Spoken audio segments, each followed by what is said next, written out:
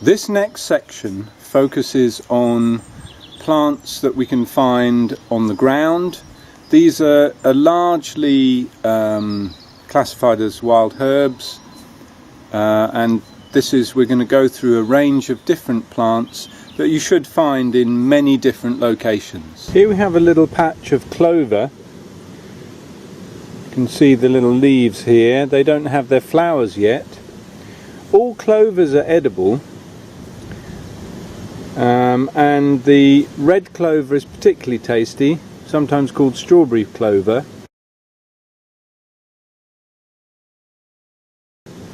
They're also very medicinal. The flowers of the red clover are very calming, and they're also used to help to heal old wounds and can help the body to get rid of scar tissue from inside safely. Also, it's a nitrogen fixer, so it's a very good plant to have growing in your fields. Here we have some dandelion. All parts of dandelion are edible. The flowers, leaves and the roots.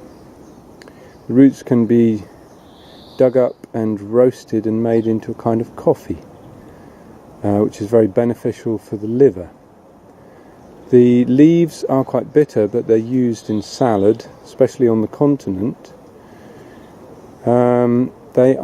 Dandelion is a diuretic, so it helps to get the bladder working, and it's very high in potassium, which other diuretics tend to leach from the bladder.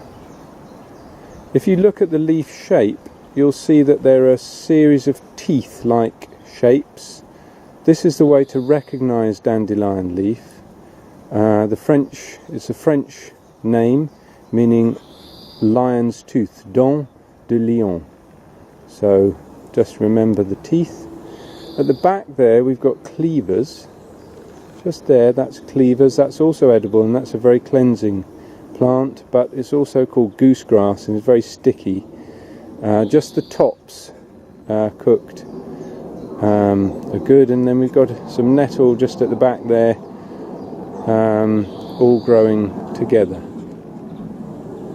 Here we have dock leaves, which for most of us is the first herbal wild plant that we might use when we get a nettle sting. With dock, if you break up the cell walls by rolling it in between your hands and spitting onto it until you get a green juice on your hands, and then you rub this juice onto the sting, it will stop. Also, you can eat the leaves if you wilt them in the fire. So just taking the leaves and sort of waving them over the fire so that they wilt, they become edible. I have a patch of nettles here. Nettles are a great edible.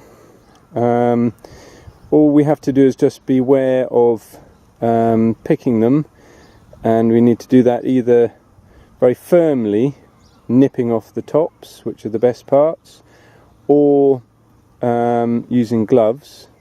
But we can use them like any green vegetable. We can also eat the seeds as well, which are quite high in antihistamines.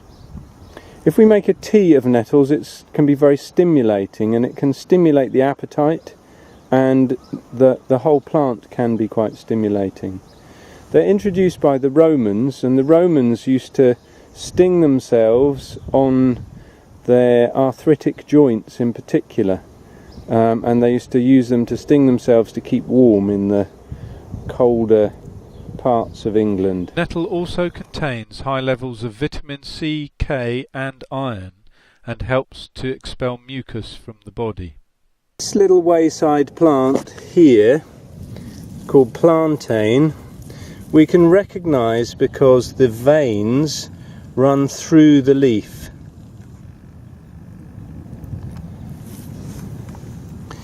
It lies quite flat to the ground, this variety, Plantago major, and is a wild edible.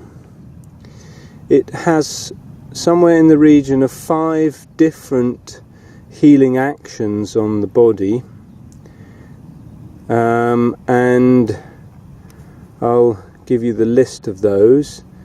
And there's also some Plantago lanceolata just along here. The Plantago lanceolata, you can see that the leaves are more pointed, lance-shaped. Here we have more examples of both the lanceolata and the Plantago major, smaller ones, just along that edge. So the name planta in Latin means foot, and I suspect that it comes from how it travels about by the seed sticking to our feet, and then we find it very often along pathways and in front of gates. The healing actions of plantain, one of the simplest is that it will stop bleeding. It's a very good wound herb. Chewed up, it will stop bleeding. It also has an action to repair the tissue, similar to comfrey, and it draws out infection. This is an extremely useful quality that it has. The leaves are also very mucilaginous, meaning that if you chew them up or make them into a tea, then they're very good for soothing the membranes in the throat and chest. And it also has acetyl salicylic acid in it, which is the same compound as aspirin. This means that available just to the skin's surface is aspirin-like compound. So if we have a bite or a sting or a wound and we chew up and apply this, cleaning it first, then we will find that the pain of the wound disappears very swiftly.